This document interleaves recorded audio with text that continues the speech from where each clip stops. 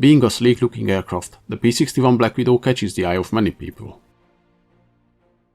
It's a unique aircraft and actually didn't have a big impact on the outcome of the war, unlike the frontline fighters like the P-51 or P-47. Still, because of its unique and menacing looks, it gets a lot of attention. It actually has quite an interesting story, so let's dive in. As with many World War II US aircraft designs, the origins of the P-61 Black Widow leads back to British needs and requests made to the US. In this case, the British were looking for a night fighter aircraft. In 1940 and 41, the British cities suffered a lot from the German Blitz, the bombing campaign of the Luftwaffe, carried out almost every night against them. The Royal Air Force needed a night fighter to intercept the German planes before they can drop their bombs. Actually, the British by mid-1940 already developed a standalone version of their radar, but they were lacking the required planes to install it in and use it as a night fighter. They approached a few manufacturers in the US for a plane design. The British specifications for the requested night fighter were based on their experience and the role of the plane. It needed at least 8 hours flight time to be able to patrol the skies, a heavy armament with multiple gun turrets, and the ability to carry the heavy radar equipment. One of the manufacturers they approached was Jack Northrop. He realized that the long loiter time and the heavy weight of the radar equipment required a fairly big plane with powerful twin engines.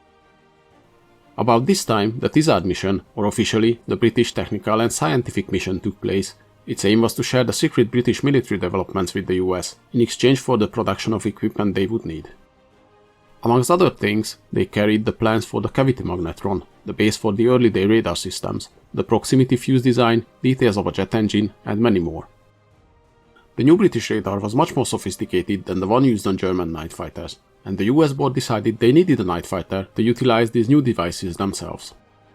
The Air Corps approached Jack Northrop in October 1940 to design the aircraft, as they knew he was already working on something similar for the British. The first design of the P-61 included 2 turrets as it was laid out in the original specifications. They each housed 4 50 caliber machine guns and were located at the nose and the rear. The plane featured a tricycle landing gear and 2 Pratt & Whitney 2800 engines. As expected, it was a very large aircraft, at more than 14 meters long and having a wingspan of 20 meters. It was closer in size to a medium bomber than to fighter planes. The P-61 had the radar installed in the nose cone, thanks to the new and advanced radar system, unlike most World War II night fighters which featured outside antennas, causing significant drag. Later in the design process, the Army Air Corps requested more firepower for the aircraft, so the ventral turret was abandoned and 4 20mm Hispano cannons were added, first in the wings, then later in the lower fuselage. Northrop presented their design as NS-8A to the Air Command on 5th of November. Its only rival was the Douglas X-826, but in the end the Northrop design was accepted for the night fighter role on 5th of December. A contract for 2 prototypes was signed in January 1941, and the aircraft received its official designation as XP-61. The first mock-up of the plane was ready by April 1941. A board from Air Corps inspected it and recommended some changes, amongst them the biggest one to relocate the 20mm guns from the wings to the lower fuselage. In December 1941, the first order for 100 aircraft was placed, then in February 1942 another 410 units were ordered. The first flight of the aircraft took place on 26th of May 1942. The P-61 featured 2 Pratt & Whitney R2800 radial air-cooled engine producing 2,250 horsepower each. The plane had a maximum speed of 369 miles an hour and a cruise speed of 294 miles an hour. It had a service ceiling of 33,100 feet and a combat range of 1,000 miles. As requested, it featured a heavy armament, 4 20mm Hispano cannons in the fuselage and 4 50 caliber machine guns in the dorsal turret. The first models didn't have external mounting points, but 20 of the A models were modified with mounting points for either external fuel tanks or bombs. This became standard with the B models. The first production model, the P-61A, rolled out in October 1943. Though the P-61 is well known for its quad dorsal turret, during its production these were in short supply as they were needed for the B-29 production. From the A models, only the first 37 were equipped with a turret. Some planes even had the turrets removed on the field, as it caused buffeting on the tail sometimes. Initially the P-61s were painted in olive green, which later was changed to the gloss black. After searchlight tests found, this made the planes harder to detect. Later A models received several improvements.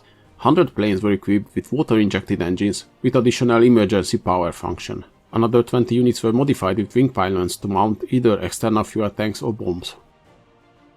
One of the main problems found on early A models was the plexiglass rear cone on the fuselage collapsed or broke off in high-speed dive. This was fixed by changing the magnesium material to aluminum.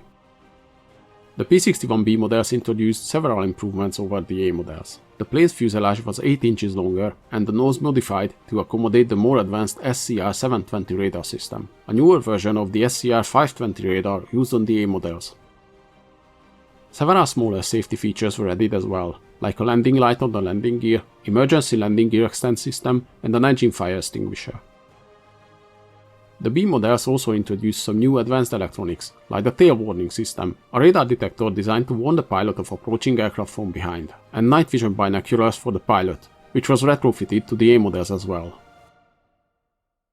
The C models were basically the same plane, but they received a much more powerful R2800-73 engines with a maximum performance of 2800 horsepower each. As a result, the C models' maximum speed increased to 430 miles an hour. The first C models were accepted in service in July 1945, but they were too late to participate in any combat action. The P-61 was a late arrival to the war. In the European theater, they didn't see combat until after D-Day. And by this late in the war, the Allies ruled the skies over Europe, so the need for a night fighter was much smaller. They arrived in Europe in mid-1944. By the time of its arrival, many believed it will be useless as it was too slow to catch the faster German planes. The British, who initially set the request for a night fighter, turned it down in favor of their own plane, the Mosquito. The first P-61 kill in the European theater came on July 16th, when one of the planes intercepted a V-1 flying bomb. From then on, the P-61s participated in the fight over Europe, but their low speed was a major drawback, as many German aircraft simply dived and sped away from them. The P-61A and B models were simply not fast enough for the intended role. When they were designed, the plan was they will wait for their prey at high altitude, then attack them from above, but in reality this didn't work. It turned out the role needed good climb rate and high speed at level flight to catch the targets, and the P-61 was lacking in these areas until the C variant received the new 2800 turbo-supercharged engines. Nonetheless, the pilots loved the planes, as it was easy to fly, handled well, turned well despite its size, and could fly without a problem even on one engine. The P-61s participated in the Battle of the Bulge, where they switched to the light ground attack role. On the Pacific theater, the first P-61s appeared in June 1944 with the 6th Night Fighter Squadron. The first P-61 kill in the Pacific was a G4M Betty bomber, shot down by Lieutenant Dale Haberman on 30th of June. This was acknowledged as the first P-61 kill in World War II. As the P-61s arrived so late in the war, most of their missions were uneventful, as they struggled to find targets. It is believed that the last aerial kill before the Japanese surrender is credited to a P-61 in August 1945. In general, the P-61 was a good aircraft. If it would have arrived earlier and in its final C version, it could have been a useful asset to the war effort, in many roles as a night fighter, ground attack aircraft, or bomber escort. Sadly, because its late arrival and teething problems, its actual effect was small. The P-61s only have 127 kills to their name. After the end of the war, the Air Force started a program for a new jet-powered night interceptor to replace the P-61s. The initial plan was to replace them in a few years with the new jet interceptors. In reality, delays in the program meant that the P-61 was kept in service until 1948, and by that time they were short on replacement parts as no long-term plans were made to keep them in service. An interim solution was found in the F-82 twin Mustangs, which were put into service to replace the P-61s until the new jet interceptor program runs its course. For this new program, Curtiss-Wright proposed their 4-engine aircraft with a factory designation 29A, which was a fairly conventional design. Northrop also entered the competition with their N-24, a twin-engine design. Prototypes of both planes were ordered under the designations of XP-87 and XP-89.